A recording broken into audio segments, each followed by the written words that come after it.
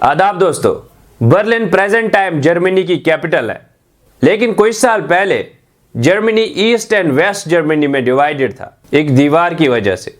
ये दीवार किसने बनाई, इसके पीछे की स्टोरी क्या है, इस कहानी को आसान भाषा में समझने के लिए आइए थोड़ा हिस्ट्री में झांक लेते हैं।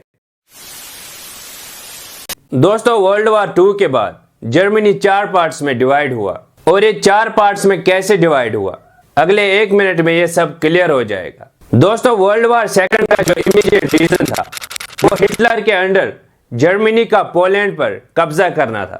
हिटलर एक पार्टी के लीडर थे जिस पार्टी का नाम नाजी पार्टी था। ये एक राइट विंग पार्टी थी जिसकी आइडियोलॉजी नाजिज्म थी। नाजिज्म का मतलब सिंपल लैंग्वेज में डिक्टेटरशिप रूल है, जो एक्सट्रीम फॉर्म ऑफ नेशनलिज्म और रेशियल सुपीरियरिटी में बिलीव करते हैं। इनका मानना था कि आर्यंस ही असली जर्मन्स हैं और ये एक सुपीरियर रेस है और बाकी के जो लोग हैं वो जर्मनी में इन्वेडर्स हैं। और इसी वजह से जर्मन हॉलोकॉस्ट में अनगिनत ज्यूज को मारा गया।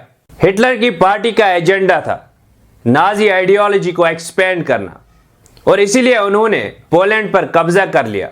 और यह बात नाइबरिंग फ्रांस और ब्रिटेन को अच्छी नहीं लगी और उन्होंने जर्मनी पर वॉर डिक्लेयर किया। और आइए अब वापस चलते हैं बर्लिन वॉल की तरफ। दोस्तों, वर्ल्ड वॉर II में एक तरफ जर्मनी के साथ जापान और इटली था और दूसरी तरफ फ्रांस और ब्रिटेन के साथ यूएस और सोवियत यूनियन। और हिटलर की डिफीट के बाद जर्मनी को 4 पार्ट्स में डिवाइड करके इन 4 एलीज में बांटा गया।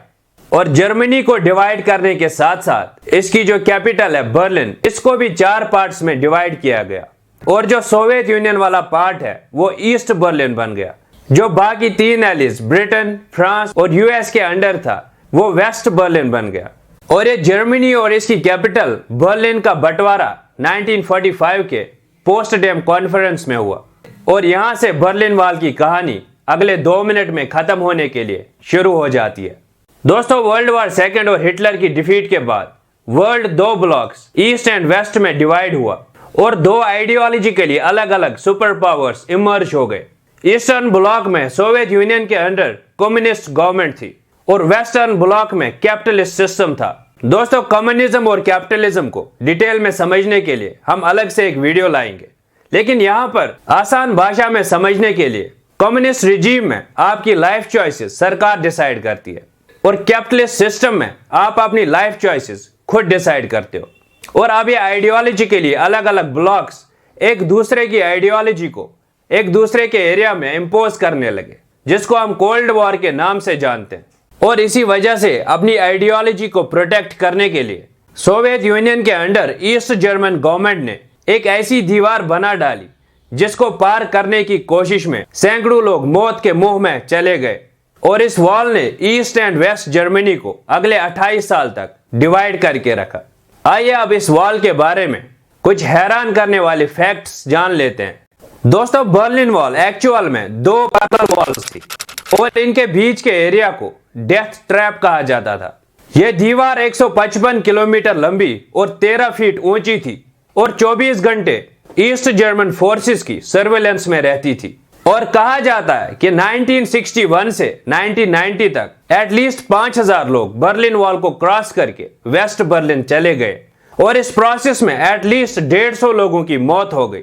और फाइनली 1989 में पूरे जर्मनी में सिविल अनरेस्ट की वजह से ईस्ट जर्मन गवर्नमेंट प्रेशर में आ गई और आखिरकार 1990 में ईस्ट जर्मन गवर्नमेंट ने डिक्लेयर किया कि अब ईस्ट एंड वेस्ट जर्मन के बीच में लोगों का फ्री मूवमेंट रहेगा। और इस तरह से 1990 में यह दीवार टूट गई और साथ में टूट गया सोवियत यूनियन भी। और कैसे टूटा सोवियत यूनियन करते हैं बात आने वाले वीडियो में। और चैनल सब्सक्राइब करके यह वीडियो आपके स्क्रीन पर सबसे पहले आ जाएगा।